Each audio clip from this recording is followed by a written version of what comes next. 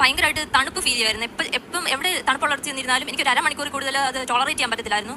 അതുപോലെ തന്നെ ഞാൻ മാസ്റ്റേഴ്സ് ചെയ്തുകൊണ്ടിരുന്ന സമയത്ത് AC കമ്പ്യൂട്ടർ സയൻസിലാണ് ഞാൻ മാസ്റ്റേഴ്സ് ചെയ്തത്. അപ്പം എപ്പോഴും AC ക്കകത്തിരിക്കണം. അപ്പം ഞാൻ മാത്രം ഏറ്റവും കട്ടിയുള്ള ഡ്രസ്സ് ഇട്ടുകൊണ്ട് പോകും, കാരണം എനിക്ക് അത്രയ്ക്ക് തണുപ്പ് പറ്റത്തില്ലായിരുന്നു. അപ്പം എന്നിട്ട് ഞാൻ വീട്ടിൽ വരുമ്പം ഡ്രസ്സ് ഊരി കഴിയുമ്പം എൻ്റെ ദേഹത്ത് മൊത്തം റാഷസും പിമ്പിൾസും ഒക്കെ ആയിരിക്കും. അതുപോലെ എയർപോർട്ടിലൊക്കെ ചെല്ലുമ്പോഴാണെങ്കിലും എനിക്ക് കയറി കഴിയുമ്പോഴത്തേക്കും എനിക്ക് അങ്ങോട്ട് എൻ്റെ കൈയൊക്കെ വിറയ്ക്കാൻ തുടങ്ങുകയും പല്ല് കടിക്കുകയും അതുപോലെ തന്നെ ഹാർട്ട് ബീറ്റ് ഒക്കെ ഭയങ്കരമായിട്ട് കൂടുന്ന പോലെ എനിക്ക് ഫീൽ ചെയ്യുമായിരുന്നു. എനിക്ക് അതുപോലെ നടക്കാനൊക്കെ ഭയങ്കര പ്രയാസമായിരുന്നു. ഉടമ്പടി എടുത്തപ്പം ആദ്യം ഞാൻ ഉടമ്പടിയിൽ വെച്ചത് എനിക്കത് മാറിക്കിട്ടണം, കാരണം എനിക്ക് വല്ലാണ്ട് അസ്വസ്ഥയാണ് ഞാൻ. അപ്പം ആദ്യത്തെ ഉടമ്പടിയിൽ അങ്ങനെ വെച്ച് പ്രാർത്ഥിച്ചു. ഞാൻ തൈലമൊക്കെ വെച്ച് എവിടെയെങ്കിലും പോകുമ്പോഴൊക്കെ ആണെങ്കിലും തൈലം വെച്ച് വിശ്വാസ പ്രമാണവും ചൊല്ലിയിട്ടേ പോവുള്ളൂ.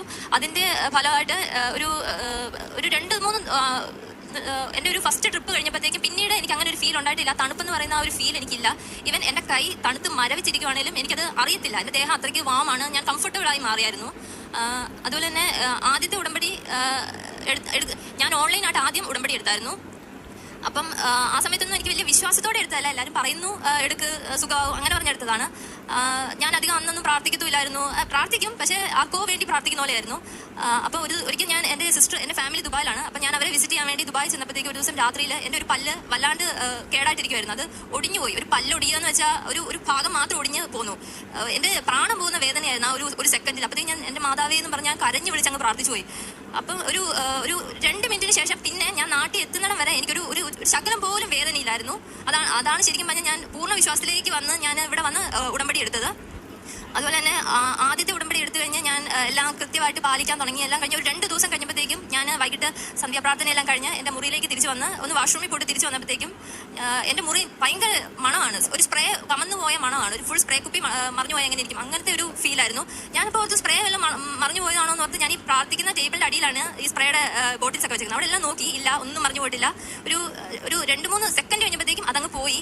അപ്പോൾ എനിക്കൊരു മാതാവ് വന്നതാണോ എന്നൊരു മനസ്സിലൊരു ഫീല് തോന്നി തുടങ്ങി. പിന്നെ അത് അങ്ങനെ കണ്ടിന്യൂസ് ആയി പ്രാർത്ഥിക്കാനും ഒക്കെ പോയി തുടങ്ങി. അതുപോലെ തന്നെ വിശ്വാസം കൂടുതലായി. ഞാൻ ഒരു വലിയ വിശ്വാസിയല്ലായിരുന്നു. ഞാൻ എൻ്റെ മാസ്റ്റേഴ്സ് ചെയ്തുകൊണ്ടിരുന്ന സമയത്ത് ഒരു ചെറിയ ഇഷ്യൂ ആയിട്ട് എനിക്കങ്ങ് പൂർണ്ണ വിശ്വാസം നഷ്ടപ്പെട്ട ഒരു അവസ്ഥയിലായിരുന്നു. സത്യം പറഞ്ഞാൽ ഞാൻ ദൈവം കാണുന്നില്ല, അങ്ങനത്തെ ഒരു ഫീലിംഗ് ആയിരുന്നു. അതൊക്കെ മാറി കാണുന്നുണ്ട്, ദൈവനെ നോക്കുന്നുണ്ട്, കാണുന്നുണ്ട്, എൻ്റെ പ്രാർത്ഥന കേൾക്കുന്നുണ്ട് എന്നുള്ളൊരു ഫീലിലേക്ക് വരാൻ തുടങ്ങി. കൂടുതൽ ബൈബിൾ വായിക്കാൻ തുടങ്ങി. അതുപോലെ തന്നെ ഒരു ചെറിയൊരു അസുഖം വരുമ്പോൾ പോലും ഞാൻ ഉപ്പും തേനും അതുപോലെ തന്നെ തൈലവും യൂസ് ചെയ്യുന്നത് കൂടുതലാക്കി. കാരണം മാസത്തെ എനിക്ക് പനി വന്നുകൊണ്ടിരുന്നതാണ്. എന്ന് വെച്ചാൽ ഒരു 2-3 തവണയെങ്കിലും ഞാൻ ആശുപത്രി പോകുമായിരുന്നു. അതുപോലെ തന്നെ എനിക്ക് ആസ്മ വളരെ കൂടുതലായിരുന്നു. ഇപ്പം അതെല്ലാം മാറി. ഇപ്പം ഉണ്ട്, ഇല്ലെന്നല്ല, പക്ഷേ ഒരു സാധാ മനുഷ്യന് വരുന്ന പോലത്തെ പനിയും അസ്വസ്ഥത മാത്രമേ എനിക്കിപ്പോൾ വരാറുള്ളൂ. അതുപോലെ തന്നെ അത് കഴിഞ്ഞ് 2ാമത്തെ ഉടമ്പടി ഞാൻ പുതുക്കിയപ്പം ഇതുപോലെയാണ് വന്ന് പ്രാർത്ഥിച്ചു. എല്ലാം കഴിഞ്ഞ് ഞാൻ തിരിച്ചു പോയി. ഒരു ദിവസം മുറ്റത്ത് വെളിയിൽ നിൽക്കുകയാണ്. അവിടെ നിന്ന് ഒരു ചെടിയോ ഒരു പൂവോ ഇല്ലാത്തതാണ്. എൻ്റെ ചുറ്റുമാണെങ്കിൽ മണമെന്ന് വെച്ചാൽ ചുറ്റും മണമാണ്. എൻ്റെ ചുറ്റും ഞാൻ നിൽക്കുന്ന ആ ഭാഗത്ത് മാത്രമാണ് സുഗന്ധം ഇങ്ങനെ എനിക്ക് ഫീൽ ചെയ്യുന്നത്.